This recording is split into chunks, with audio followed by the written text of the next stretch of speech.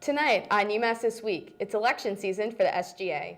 And see the many opportunities to network on campus and hopefully get that first job. I'm Nancy Tran. And I'm Eden Nagelski.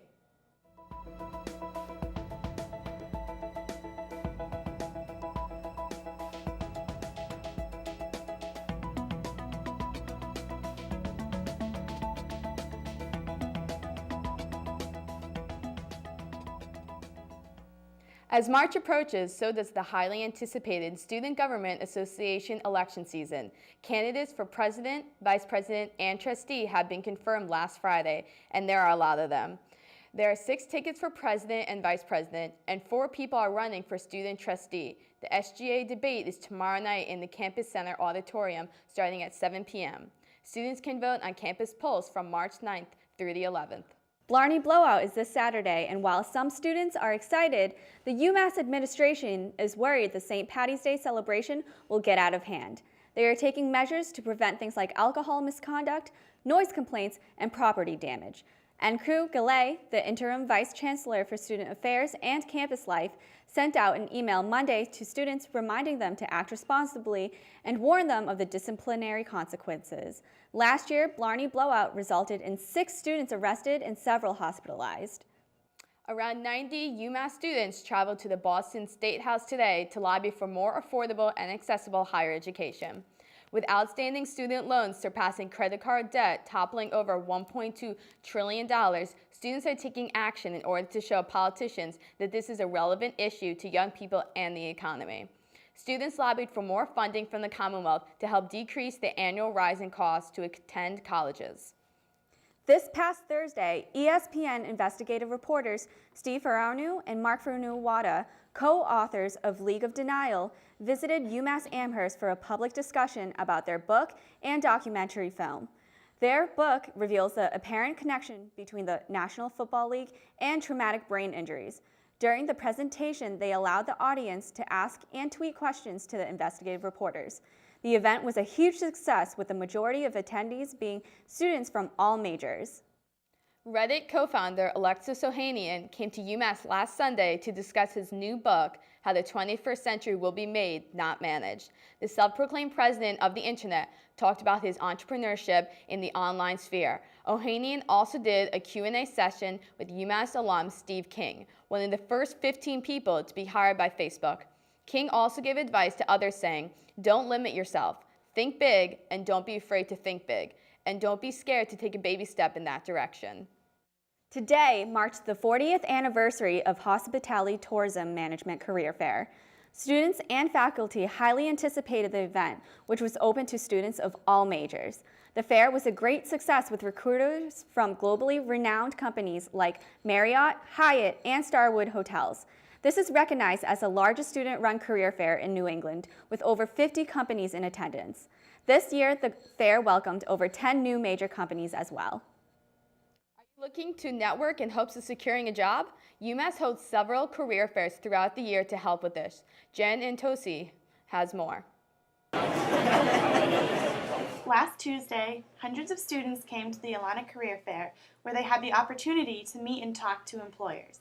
Over 50 different organizations and companies came to UMass looking for students from a variety of cultures. While any student is encouraged to attend, this career fair is geared toward African American, Latino, Asian, and Native American students. The Alana Fair, I've noticed, has had a lot of diverse students from all different races, educational backgrounds. Students are both excited and nervous for these opportunities. I wanted to meet new employers, network, and also work on presenting and look for a summer internship. I wanted to see what new companies would be out here this year, just kind of see what variety people are bringing out. Students are hoping to put their name out there in hopes of securing a job or internship. But what are employers really looking for? People who are leaders in school, so being like leaders of clubs, things like that. And then people who, when faced with a challenge, are really going to persevere and push through that challenge. We also look for a lot of core competencies such as analytical skills, strategic thinking, being a critical thinker. But the most important thing they hope to see in students is experience and leadership. You know, for us as a company, we're we hire people on the ground level and we promote them up. So leadership is a really important piece of that. Employers are excited about the talent UMass students have to offer. One of the reasons why we love UMass students is the leadership skills that they possess. I've just met so many people who are passionate about giving back to communities and really having a social impact. Jennifer and Tossie, UMass This Week.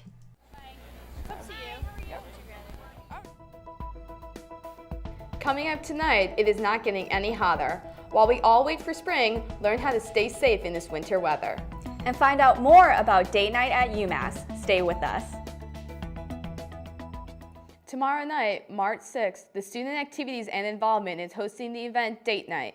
Located in the Student Union, they encourage all students to attend with their significant other or best friends. There will be a variety of festivities of dancing, food, movies, and more, which all starts at 7 p.m. The event is $5 per person. This Tuesday, UMass Red Cross Club, Stonewall Center, and Band for Life joined in their rally to end the FDA policy which bans gay bisexual men from donating blood. The event encouraged all people who are eligible under the current FDA policy to donate in the place of someone who is banned for life. All presenting donors received 20% off to Greeno Sub Shop. The event had a great turnout, which volunteers donating blood for helping to raise awareness. For more information, check out bandforlife.org. This winter weather can be the cause of many accidents. Kayla Zuckerman tells us how to be safe when driving and when crossing the street. February 3rd, 3 female students were crossing the street near the rec center when they were struck by a car. The very next night, another student was hit by a car crossing the same street. Luckily, the students only suffered minor injuries. In an email sent out to the UMass community following the incidents, the Chief of Police and Director of Public Safety reminded us crosswalk safety is a shared responsibility. Commonwealth Avenue is a concern of ours, and the reason we're out there so much is because we're trying to protect pedestrians. So whether it's Massachusetts Avenue or Com Ave, pay particular attention to those roads. You're really dealing with 4 lanes of traffic when you cross. Pedestrians must look for vehicles before crossing, and drivers should look out for pedestrians and use extra caution when driving in hard-to-see conditions. Make sure to use common sense when you're crossing the street. Make sure to stop, look both ways before you cross. Simple things like wearing bright, reflective clothing so you're easier to see and not being distracted by electronic devices are important for keeping safe. Reporting for UMass This Week, I'm Kayla Zuckerman. Coming up, see the judge's ruling on a case in which an 18-year-old sued her parents. And the controversy surrounding the Boston St. Patty's Day Parade. Please stay with us. Representative John D. Dingell announced last week that he would not seek re-election at the end of his current term. The Michigan Democrat served under 11 presidents and is the longest-serving member of the Congress in history to date. His retirement is at the end of this year, marking the end of his 29th full term, which began in 1955.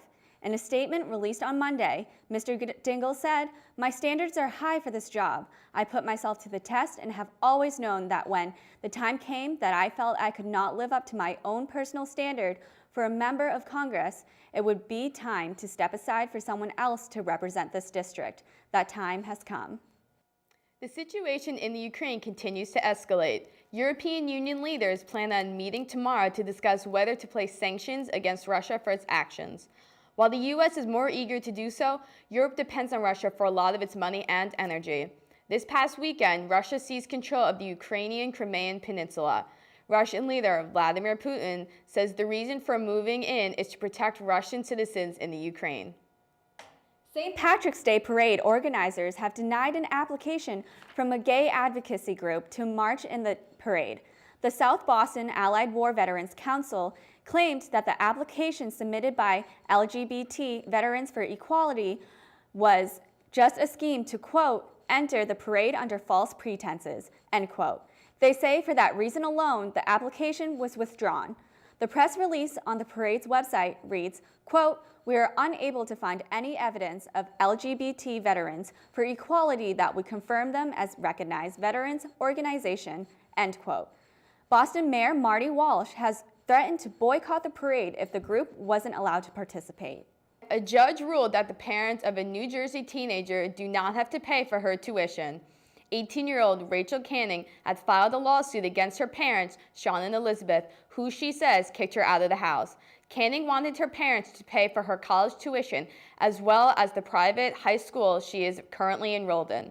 Canning, who is a senior at Morris Catholic High School, was currently living with the family of her best friend during the case. Police are reviewing surveillance video of the Winthrop High School after allegations of drinking in the boys' hockey locker room. The incident happened after the team returned from a hockey game last Friday night. It was close to midnight when an officer on regular patrol noticed the lights on and people coming in and out of the areas connecting the rink to the middle school. Police found evidence of alcohol in the locker rooms. Head coach Dale Dunbar and at least one assistant coach are currently on paid administrative leave, while the police continue this town-wide investigation. Coming up, the men's basketball team plays in Pittsburgh tonight. And an all-new segment of Mass Entertainment. This time it's Oscar edition. With the UMass basketball team making a name for themselves, it's getting harder and harder to get a ticket. Patty Salazar goes more into depth on how to get an express ticket.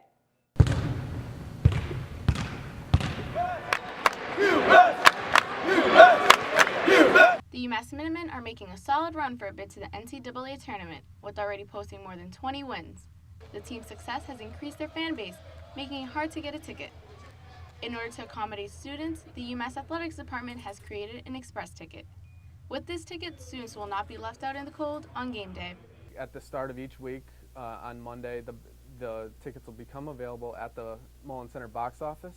Tickets for that individual week will be the only ones available. And the best part is, an express ticket is free. It's just a matter of bringing your student ID down to the Mullen Center box office and picking up your ticket. This new program has exceeded its expectations by selling out a number of games. The athletic department is hoping this trend will continue.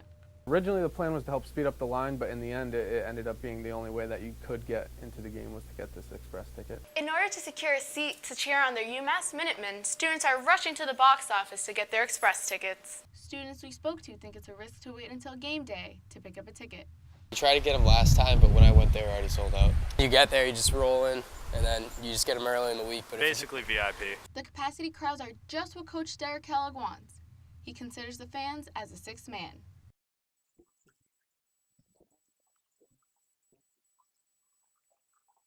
These express tickets are not just for men's basketball games, but also for men's hockey. I'm Patty Salazar, UMass Amherst. Let's go UMass! Let's go UMass! Tonight, the men's basketball team plays the Duquesne University Dukes. The Dukes are 10th in the Atlantic 10 Conference, while UMass currently sits in 4th. The Minutemen are looking to bounce back from Saturday's loss to the Dayton Flyers. Tonight's game is already underway. The score is 16-22. For those of you who missed the Oscars last Sunday, we have a sum up of the biggest night for Hollywood in tonight's Mass Entertainment Oscar edition. You better work!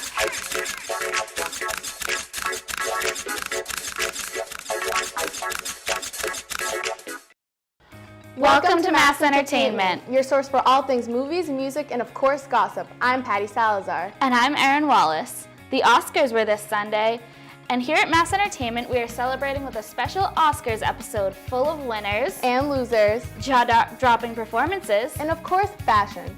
Gravity was the big winner of the night, taking home 7 awards, while Dallas Buyers Club and 12 Years a Slave both took home 3.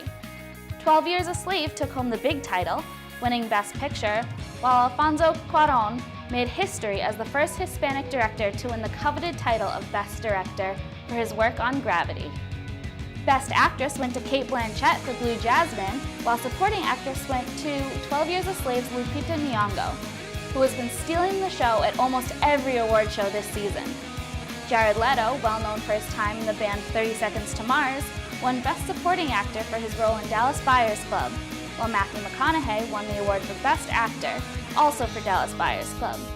McConaughey beat Oscar veterans Leonardo DiCaprio and Christian Bale to win the coveted award on his first ever Oscar nomination. Sorry, Leo, maybe next year? So what do you think about Gravity stealing all the awards? I feel like it's well deserved because they did do a lot of technical stuff in the movie, but I do feel a little bad that American Hustle didn't win a single award because they were also leading nominations. Yeah, I mean, you have to look at, a lot of the awards are technical awards about sound mixing and graphics, and I think when you shoot a movie in space, you're going to win a lot of those awards, but I think it was a real tragedy that American Hustle and Wolf of Wall Street left with nothing. Yeah, very upsetting. I was expecting them to win at least one thing, but Gravity stole it all. The Oscars featured some amazing musical performances this year too, having some of the nominees for Best Song Performance live on stage. Pharrell's Hat, which made news at the Grammy Awards, made its return to the stage during his performance of Happy from Despicable Me 2. And Idina Menzel blew everyone away with her belting performance of Let It Go from Frozen. Bette Midler left the audience with tears in their eyes with the heartfelt performance of Wind Beneath My Wings following the In Memoriam montage. The best performance of the night is credited to Pink, who ditched her usual theatrics to sing a beautiful rendition of Somewhere Over the Rainbow, which is so good it has some asking who sang it better, Judy Garland or Pink. Helen killed it as the host of the event.